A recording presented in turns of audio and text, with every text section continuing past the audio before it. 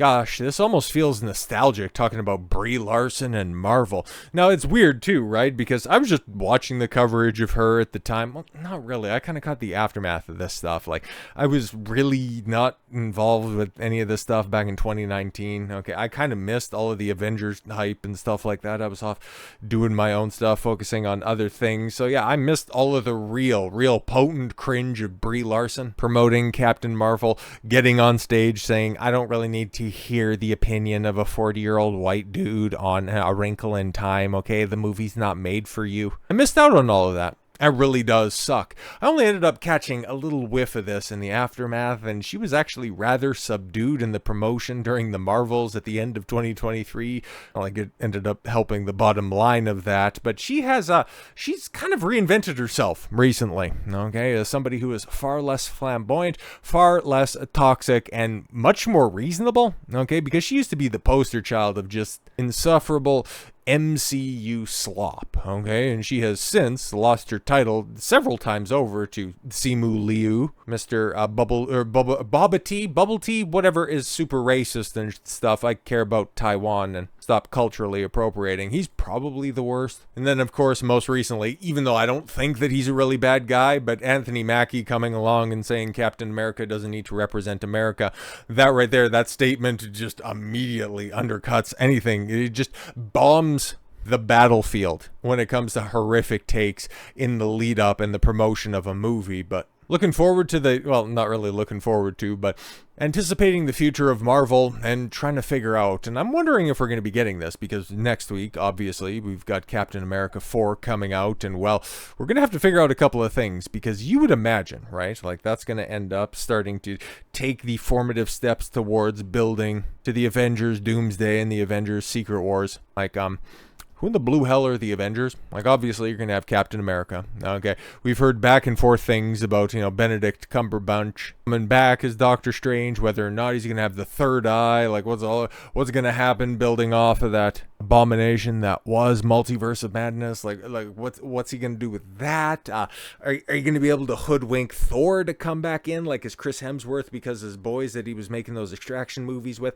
because the Russo brothers are going to be back? Like, can you rope him back in? How much money are you going to have to throw him at that? And then we got the never-ending Willy Won't He with, Chris Evans and those rumors, which I'll have something to say about that, I think tomorrow, maybe the day after, but we'll hear about it in short order, right? Because he's making up some stories that we've heard a time or two before. But what about Captain Marvel? She was supposed to be the replacement for Iron Man, who we know is coming back. Well, he eventually will. Oh no, he's going to be Doctor Doom, but yeah, we're definitely bringing back Robert Downey Jr., and he's not going to be Tony Stark, and he's not going to be flying around in the Iron Man suit one more time. Yeah, definitely. 100%. But Captain Marvel, she's supposed to be in charge of the cosmic wing of Marvel.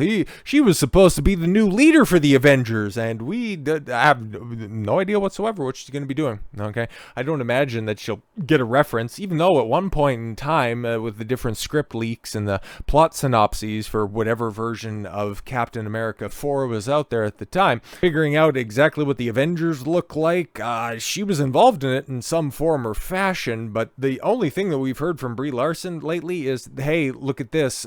She shaved her head like she was in the Proto 4B movement, but this was from a while ago, right? Because she is known for, that's not exactly a flattering picture, because all things considered, and no simp, obviously, like, she's a reasonably attractive old spinster. Like, got a good body and a nice head of hair, but a very square jaw, a very off-putting personality. So yeah, the whole package. Of course, this picture notwithstanding, it was about a 6. But you just throw in her vapid and awful personality, it's like you're immediately down to like a 3. And she's 35. Yeah, no, I stand by my 3. But she does have some talent. Like, she won an Oscar and deserved an Oscar. But she was also in that god-awful Unicorn Store. But anyways, I digress. Now she's out here doing plays or some shit like that. Like, we got Captain Marvel doing an Elektra gig? Wait, what? No, she's she's not Elektra. She has nothing to do with Daredevil.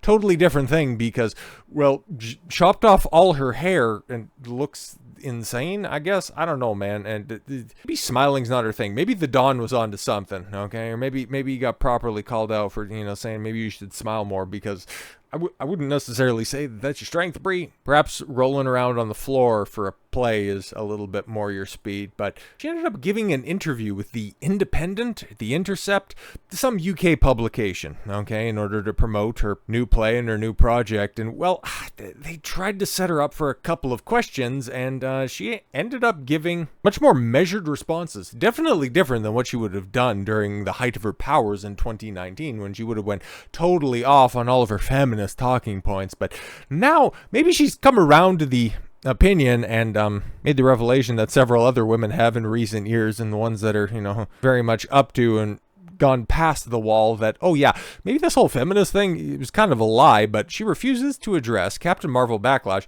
and feminist topics. Yeah, she does it appropriately, even though she is, I don't know, man, is this Elektra play based off of something, or is this a Sinead O'Connor story? Like, what are we doing out here? So in a new interview, Brie Larson has gone silent and refuses to tackle feminist topics when questioned about the perceived Captain Marvel backlash and misogyny. I can't believe, man, like, okay, that was 2019. 2019 when Captain Marvel came out, made $1 billion, and I don't know, silenced the was chuds even a thing at that point in time, but just I silenced the man babies that women can really lead a project. It's just a shame about that follow-up a few years later. I guess it must be the Andrew Tate effect or something like that, and just convince the entire world that, Captain Marvel really isn't a leading lady if her film isn't sandwiched between two of the most supple, important entries into the MCU. Larson recently starred in the Marvels, which mega bombed at the box office with $206 million worldwide gross, not even making back its production budget, making it the worst performing, MCU movie of all time. Don't even need to adjust for inflation. It was a worse opening weekend than The Incredible Hulk back in 2008. It's going to hold all of the records, and it likely will, at least this year. Okay, like Brave New World is very much going to be a bomb. I don't think it's going to be as bad, and it's ultimately going to make a little bit more money than the Marvels. I don't think it cracks $500 million, but we'll talk about that at a later date, okay? Yes, it also reportedly lost Disney at $237 million, even though, yes, Captain Marvel 1 in 2019 made $1.1 billion. Okay, it was with the Telegraph. Wrong UK rag I was citing earlier. The UK's Telegraph published an interview with Brie Larson, who sports a new buzz cut look. Yeah, it's definitely hair, which was apparently meant to promote the release of her new London play, Elektra. However, while about half of the interview focuses on the play, the Telegraph centered its coverage on Larson refusing to answer certain questions, titling the article, Brie Larson on Marvel and Misogyny. I can't answer that without it becoming a problem for me. Well, yeah, because you know that you're under a microscope, and for years, like, that was the thing that was plaguing you, because you had really horrific takes on it. Okay, like you could have your ideology. Okay, that's really, it's kind of an issue, but it's not an issue, because you can have, we're all entitled to our disparate opinions on things. I have my political stances on things. You have your political stances on things. Brie Larson has her political stances on things. It's just when it starts to devolve into name calling and othering, then people are obviously going to take issue with that. And so, yeah, if you're a dyed-in-the-wall feminist, I guess you could go ahead and have your take on certain issues through that lens. It's just feminism as a concept is, predicated on, it's not really any problems that we can directly address. It's all men's fault and how we've been subjugated. So it eventually does just devolve down into name calling and blaming everybody else for the inadequacy of your worldview to accurately depict anything that could potentially happen in a polite and functioning society. That's why they need to fundamentally change everything, but that's another topic for another time. As the interview went on, the Telegraph brought up Larson's role in Captain Marvel, asking why she thinks some men felt threatened by her casting. Nobody was threatened, bro. The people who knew that run that they were going to be adapting knew that it was going to be just completely and totally eye-rolling. Having Annette Bening be the original Captain Marvel, and how that was just a little bit of a change, that was super eye-rolling, but nobody was threatened. That's a stupid question. According to the article, the temperature in the room plummets after the question. Oh, what was she wearing? That wonderful white top from the Marvels, and you noticed that the temperature ended up plummeting? Brie Larson's response, I don't know. She says blankly, I don't pay attention. Well, yeah, exactly, because she's doing this on stage now. The reporter presses further, asking Larson, "Is not paying attention your way of dealing with the misogyny?" Now the article continues, noting a few seconds of chilly silence passes before she replies, "Oh my god, how am I going to deal with this hack, bro? Listen, man. Okay, that was a point in time in my life where it's like I thought I was on top of the world. I could do no wrong. You know, people that were in my ear were feeding me lines about how this whole feminist thing, oh, we should really run with that. But now it's like I'm 35, man. It was like, can we just move on? I got a play that I'd like to promote. Can we just do that? Okay. But her response, okay, what I would like you to see is that by continuing this conversation, you're putting me in connection with something that is nothing. Oh, that is nothing to do with me. Yeah, exactly. It's like how that idiot from Variety always comes around and asks, "Is this the gayest production ever?" It's like, this guy's just, oh, how would you deal with misogyny? It's like, I'm promoting a play, bro. It's like, can we focus on that, or something where you aren't just trying to like quote farm me or something like that? Could we just go down that? Like, this is a non-starter for me. Okay. The reporter is surprised by Larson's response, writing, "This seems a startling thing to say." The Telegraph asks whether Larson believes the film industry continues to pigeonhole actresses to the point that a female superhero can, for certain sort of viewer, feel like an aberration. Not really, especially not at this point, man. It's like everybody has been replaced by the female counterpart in Marvel. Meanwhile, on DC, everybody's out there sucking dicks in the comics, but whatever.